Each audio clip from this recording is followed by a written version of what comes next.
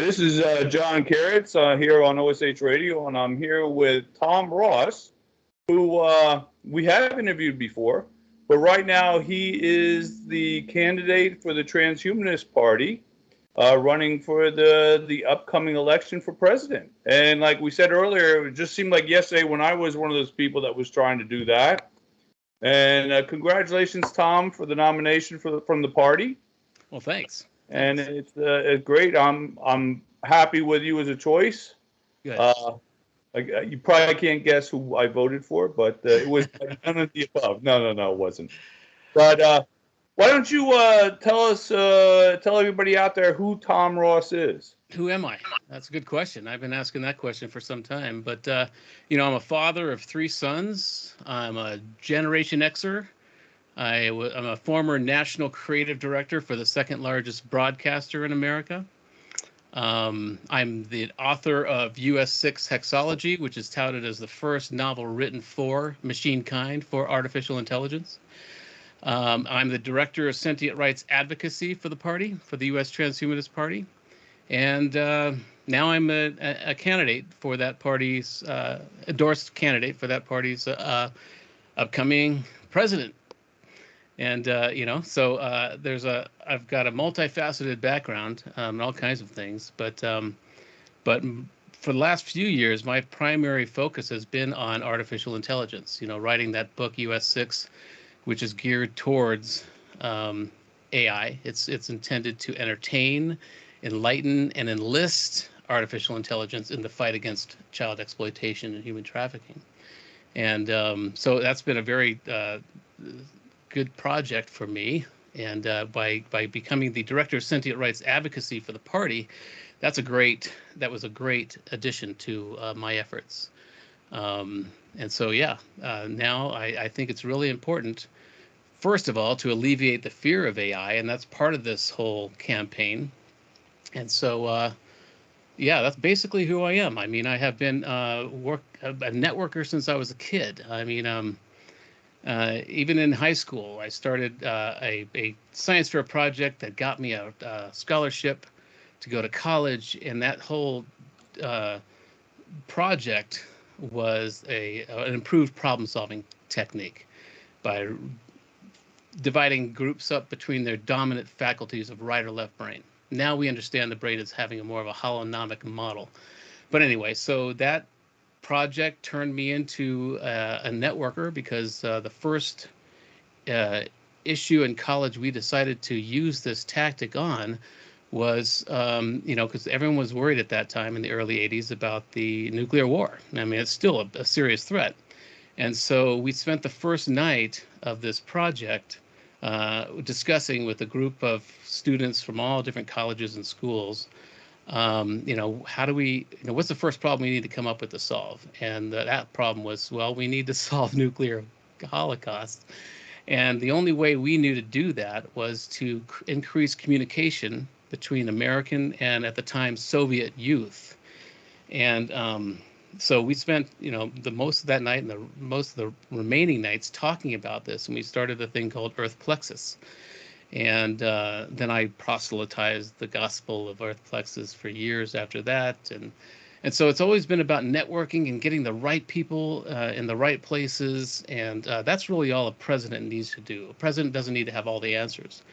But a president needs to be humble enough to know that he doesn't have all the answers, and to find the right people who do. And that's kind of been my whole MO since I was very young. And what you're about. That's great. Now, leading off of that, why are you running, and what makes you different than the other people that are running? What makes you feel that you're different? Well, I'm running to break the political paradigms that have never served us, like divide and conquer or divide and rule. And so these tactics, and what I'm not, neither Daniel or I expect to be walking in the White House in January 2025. That's not what this is about. This is about clearing a path for younger, smarter, digital native candidates in the future. We need to get very serious and very quick about the existential threats to our nation and to our species. And so we need to stop paying attention to these attention-seeking toddler politicians who are in it just to be in it. And so we need to get very serious very quickly. And the only tactic I have now is just to clear the path, is to start exposing these paradigms that no longer serve us, and to clear a path for younger, smarter candidates in the future. And I think that's one thing that makes me different, or makes us different, is that we're not expecting to win. We're not delusional, although being delusional isn't necessarily an automatic disqualifier to be president, as we've seen. But we need to get really serious really quickly, and we need to use whatever tactics we can to face these existential threats. And that's, I think, the biggest difference with Daniel and I, is that we, just so people know, Daniel is your running mate and your vice president. Daniel Twedt, and a great guy. He was actually my opponent in the primary. And people say I was very gracious to name him as my vice president, but it was actually a very selfish move. This guy is very smart, great ideas, and we're already starting on some of his ideas here. And so ideally, I was hoping that we'd get 5 or 6 people to run, and then we could run as a team. And that's one way to break one of these paradigms. It's not to vote for one guy who thinks he has all the answers, but to run as a team. I thought that would be very press-worthy for the Transhumanist Party, to run 6 or 7 people as a team. So it would be a president and his or her cabinet members. Ideally, the people that were running would come. We would do roundtables instead of debates, and they would come with their passion, the reason why they identify as transhumanists, and ideally, these reasons would align with the cabinet seat. And so that was the idea, but it was only 2 of us that ended up throwing our hats in the ring. And so, yeah, that's where we are right now. Okay, so the next question I had, I was just thinking, you said about having your people. Of course, you have the different chairs and stuff already from the Transhumanist Party that could possibly fill some of the positions. But my next question for you, though, say now you're running. Let's look at this from the outside. Why would you vote for Tom Ross? Mm-hmm. I think it's about how we need to get very serious very quickly. We need to change course.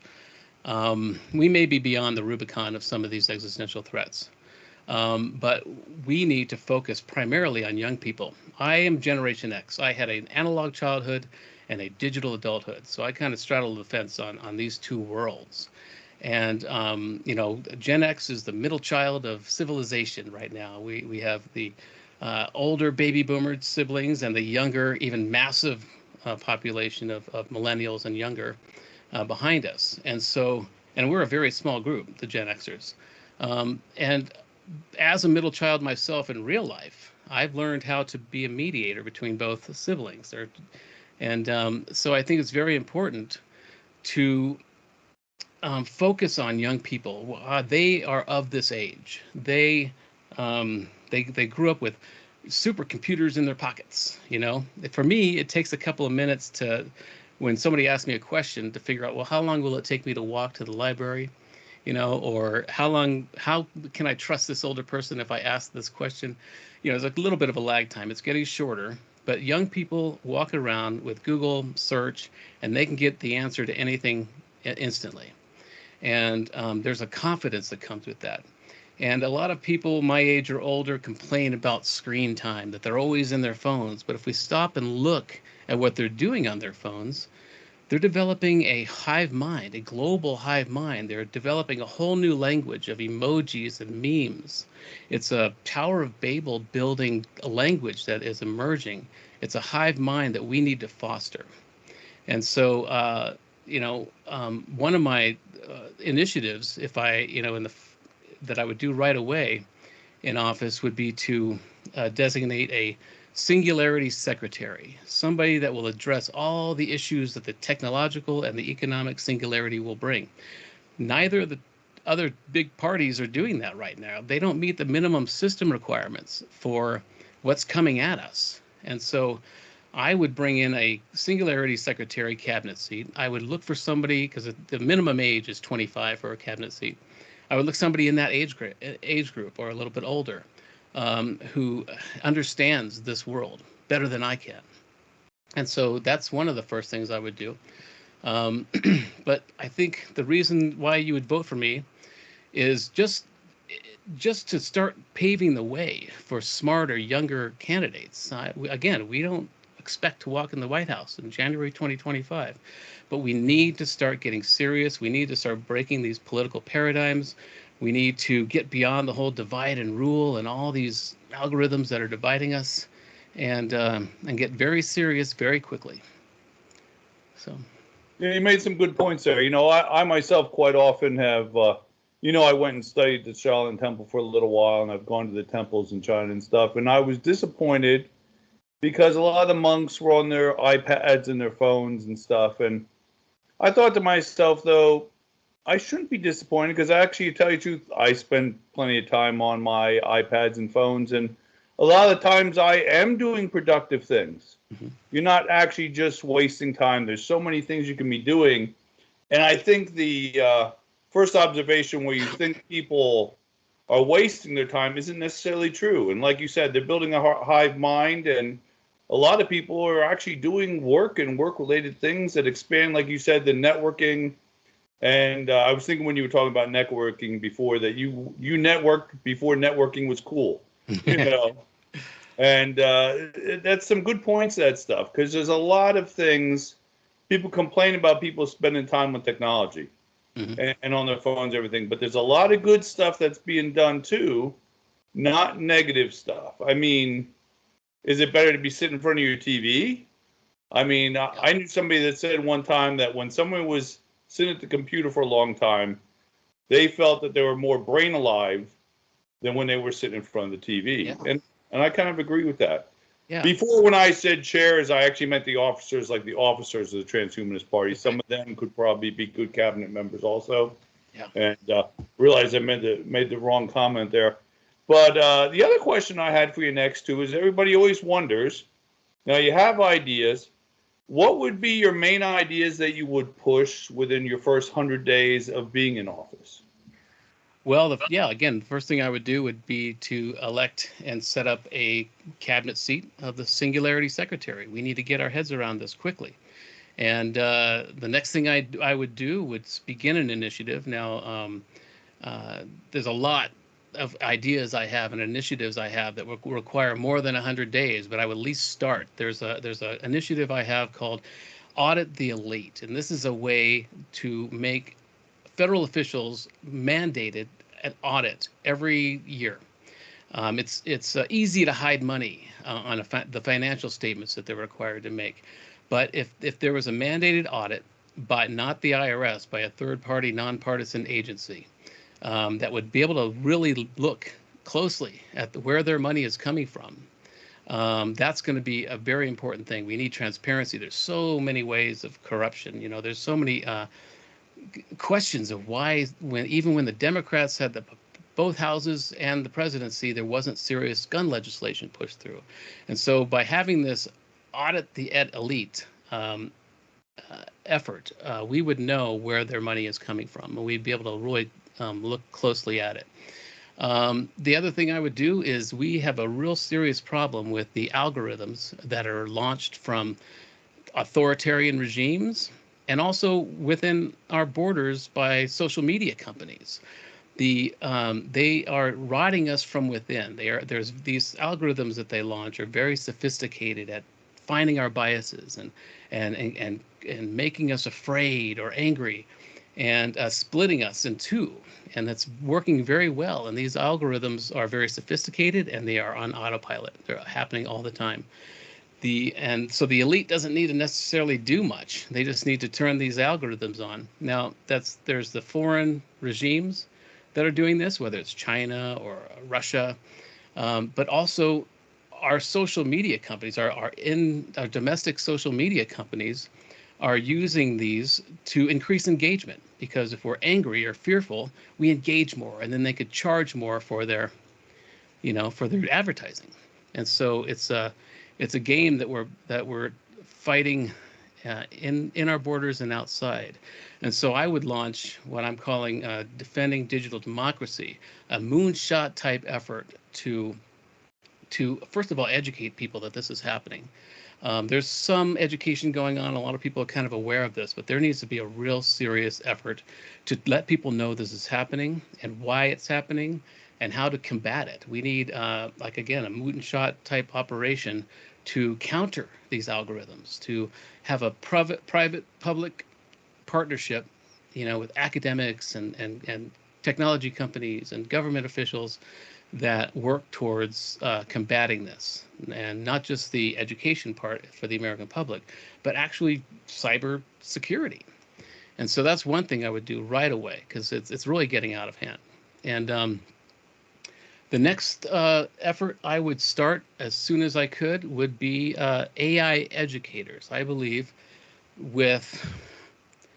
there's a real opportunity. We need to get out of this whole industrial age economic or educational process. We are still in that lacuna of time where we have one manager / teacher at the front. We're all sitting in rows, and they're preparing us still to work in an assembly line or in the industrial age factories.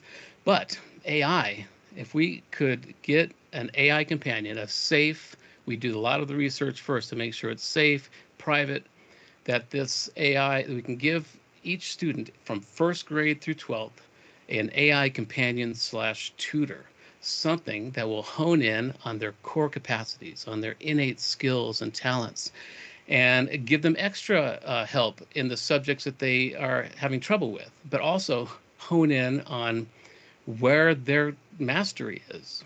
And by the time they're out of high school, and maybe even beyond, these AIs will be able to give them a career path to find the careers that maximize or optimize the human skill sets that can't be coded or automated. I think that's got to be a trade-off.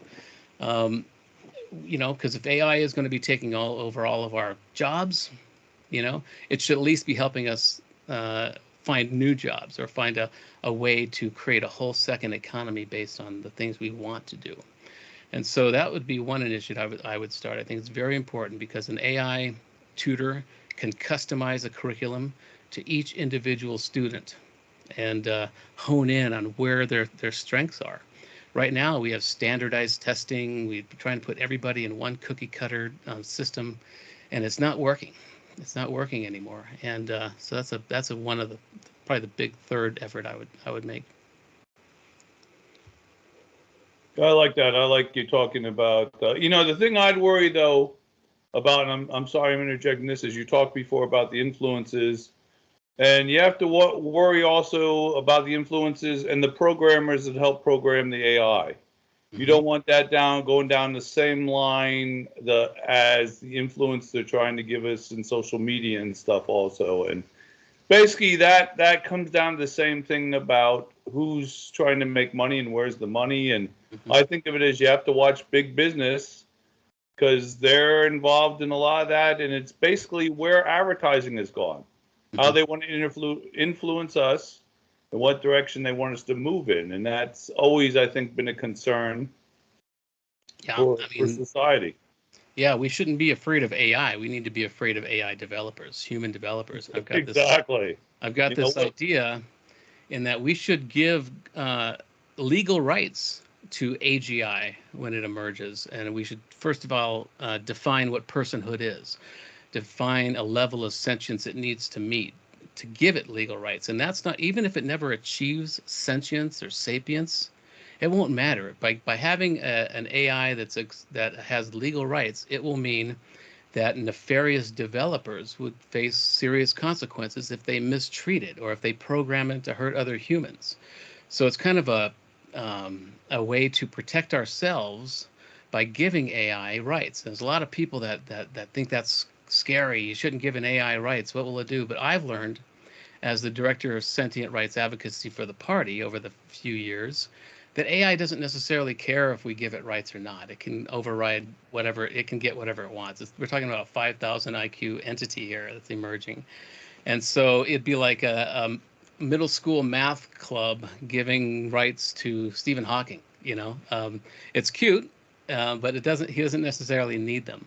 And so, by giving it rights, it's really protecting us against the nefarious developers who would face consequences. I don't know. We shouldn't be in denial that AI is going to continue exponentially growing. It may or may not become sentient or sapient, but we need to. We can't put a pause on it. That would just allow rogue developers to continue doing what they're going to do. But by having it have rights, legal rights, it will it'll hopefully deter a lot of these nefarious developers from mistreating it, and programming it incorrectly. I'll tell you what, I did think of an extra question. I'm going to throw you for a loop here because I did give you questions ahead of time. Let's say by chance, Tom, that you are elected president and you serve your term, maybe one term, maybe two. Maybe you have a change and you can be president for life. Just saying. What would you like to be the takeaway, say, after you might have been president, that people could say what you left behind, what you really accomplished? What would be the main thing that you'd want to be known for?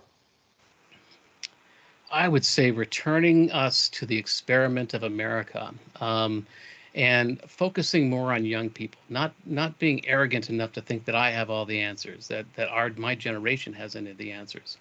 I would want to be remembered for listening to young people, listening to what they need. That's a great question. I haven't thought of it that way, but I would think we are on the cusp of a golden age if we're not careful. We can't be afraid of AI. AI is going to allow us it's going to take over all the menial tasks, all the jobs we hate. It's going to take over some of the jobs people love, and that's a reality, And but we can't be in denial of that. But in general, AI is going to allow us to remember what it means to be human.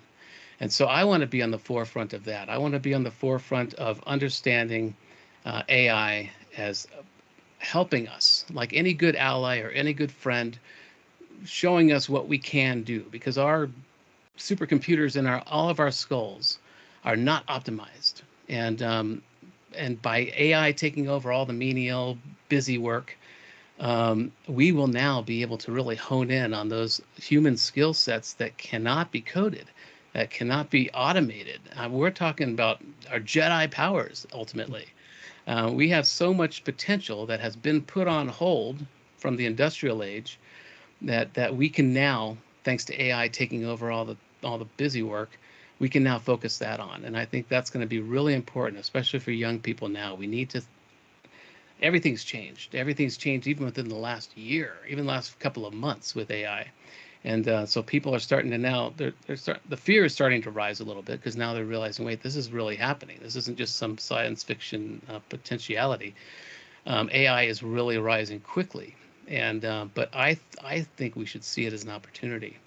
And so I want to be on the forefront of letting AI augment our human capabilities.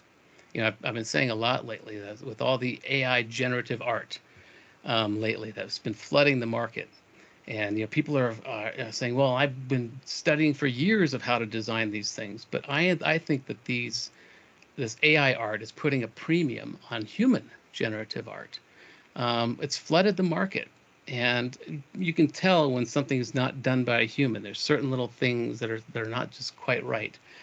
But so it's putting a premium on human beings that can do some of this art on their own, or more abstract art. And so, again, even with ChatGTP, a lot of professors are complaining that students are turning in papers that they can't tell if it's written by ChatGTP or by the student. And what that tells me is we need to change the whole paradigm of how we're educating students. It's not about, sure, they can maybe do a formulaic movie script, or they could do a formulaic thesis, but you need to have that human touch. You need to have that nuance that only a human can bring, the original thought. And so we shouldn't see it as a threat. And that's normally what we do. That's how people approach anything that they don't understand first as a threat. Fear has been very good to us over the millennia. It's helped us to the top of this food chain on this planet. But it's over-serving us now. And so I think if I would want to be remembered, it would be somebody who helped us, as the middle child, who helped us through this crisis, through this period of not being afraid, to understanding it, where the opportunity is, and to really remember what it means to be human. I do like what you've said about the industrial age and stuff, and I find that people always talk about that as the great years and the good years, and they forget that this country did industrial time was actually not that long. It was actually short, and that mostly this country farmed more than had industry. Yeah. And people forget that, and they forget that industrial age was a change that people at first fought also. So that's a good point to make, and people don't always realize that. Well, and that's another thing that Daniel's got some great ideas, my running mate, that we want this campaign to be something very productive. Even if we don't get into office, we want to use this campaign to help people, because we could face within the next year and a half some serious displacement. AI can really change everything in the next year and a half. And so people will lose jobs. And so we're going to be doing a card game kind of thing, a gamification with cards that tell people how to maybe do their own home farming, or all kinds of different things for the new neo communes and things. So we are going to get back to this human state. We are not going to be mechanized anymore by the industrial age. And so we want to use this campaign to show people how to be self-sustaining, even in their neighborhoods. So there's all kinds of ideas that are coming in right now. We're going to put them all in a whole deck of cards. And we're going to invite transhumanist organizations to buy a card so that we can give them away to human beings for free, this kind of thing. So that whole business model is working itself out right now. It's a fresh idea, but it's going to be a useful information. And so we want to get ahead of any displacement, anything that's going to happen in the next year and a half, and by doing that. Very, very nice. You do realize I am a baby boomer, which used to be one of the biggest numbers of people, but it is not anymore, because guess what? We're dying off. So yeah. We have to turn it over to the youth, because we're not going to be here anymore. I do think sometimes I like your idea about the youth of America and the ideas of them. Sometimes I think, though, I've dealt with a lot of younger people that don't want to take advice or experience from older people, though, because it's like when you raise a kid, they want to experience themselves. They don't want to listen to you. But there's still stuff that the older people have and information that can help. Yeah. But we shouldn't stand in their way, because they are the future. Mm-hmm. I'll be honest, I'm the past. They're the future. And it's cultivating them and helping them to become their potential is actually very important. I like the fact you've been talking about that. Yeah, and there's a wisdom that we older folks can offer. There's a sapience that we can offer these young people. I don't have personally any idea of what's going on with their digital world. They're of this age. I've got a little hint here and there, and I can understand some of the concepts, but there's a recurring theme, a recurring wisdom that all older generations, that the elders will always have. And I think that's going to be a big part of the lure of this game this card deck that we are creating, of understanding the wisdom of the elders. It doesn't have to be about technology. It's about people. It's returning to that wisdom of the elders. And I think younger people will be aware of that, as long as we're not trying to keep them off their phones or whatever it is that we're complaining about. If we understand them as developing this hive mind, as developing a global language, and foster that, then they will be more open to listening to the old folks like us.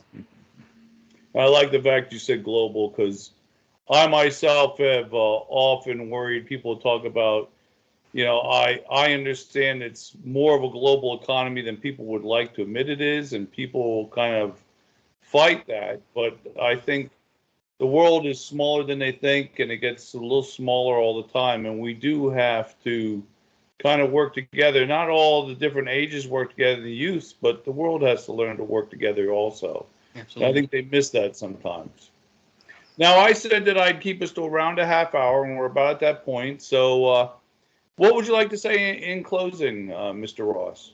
Well, I think I would want to implore my fellow Americans to, to get beyond this distraction. There's a lot of distraction from our real power as the people of this country, because the elite are panicked that we will understand our power. They want to keep their status. They want to keep the status quo, and so they are launching these algorithms to keep us fighting and infighting. It's the oldest rule in the book. The oldest tactic in the book is divide and conquer, or divide and rule, and it's worked ever since we've started inventing civilization. It's worked for the elite. We need to get beyond that. Whether you are empathetic to MAGA or whether you're a leftist progressive, we have to all remember that we all lie awake at night wondering how we're going to feed our children. We all lay awake at night wondering what happens after we die. And they use these vulnerable moments we have against us. And these algorithms can now hone in on our biases, and they find out what makes us afraid or what makes us angry. And so the elite doesn't necessarily have to do anything anymore. They just need to rake in the money and that these algorithms are producing. So we need to understand that first and come together as Americans. I mean, we first need to understand that we are being purposely divided. We always have been as human beings. And now it's on autopilot. Now it's like turbocharged. And so we can't divide ourselves. If you choose a side, you forfeit this game, is my understanding. And that's what they want us to do. They want us to fight. And so it's really important to remember, we all have children or we have loved ones, and we lie awake at night and we worry about the same things. And that worry is what they are weaponizing. And because they're afraid that if we do understand our true power, they will lose their status. They will lose their status quo. And so that's what I would want to leave with, is the idea that we got to come together. It's so hard not to choose a side. That's kind of the way we work. But it's really important to understand that our country was built on the idea of an idea. It's the only country I know of that was built on an idea of a more perfect union and coming together. And it makes us easy pickings because if we have so much power as a people, it makes us a threat. And so in closing, that's what I would want to say. We shouldn't worry about choosing a side, because it's really important to come together right now. I think you made some great points, and it's interesting. I'm sure you're familiar with the term synchronicity, but just this weekend I had a conversation with my friends at the Shaolin Temple about balance, and they talk about balance and how people need to be balanced. The people that know the concept of yin and yang and how you need to be balanced, and we got into the fact of how I think society tries to purposely, and always has, keep us off balance because we are more easily manipulated when we are off balance. And that's what you were talking about. I just thought it was interesting that topic had come up. Some places odd is between me and the people at the Shaolin Temple. Would you think of, it just shows you how that balancing and needing to be balanced and not as influence from sides is very important. It has been around for a long, long time. Mm-hmm. And it's a way of them controlling us to extent. Absolutely. But thank you again. I was here today with Mr. Tom Ross. Now, did you have any websites or anything you'd like to plug for people to look into? Yeah, just tomross.com will be all kinds of information, and you can link to the campaign page from there. And also look at transhumanistparty.org. It's free membership to join the party, and but I'll have those links on tomross.com. That's really the easiest way to get to me. That's great, and I hope that people, when they get out and vote, and they look at you as an option, and who knows what might happen this year. You never know. Maybe people realize they do need a change, and that would be a great thing. Yeah, but people have to realize there's other options out there than the two big parties. Absolutely. And hopefully, if people realize that and start thinking about it, that can make a difference in our political activity in this country. And I thank you, Tom, for being out there and being willing to take the lead in this and represent the Transhumanist Party. Thank you. So thank you, Tom, for being with us today. Live long and prosper.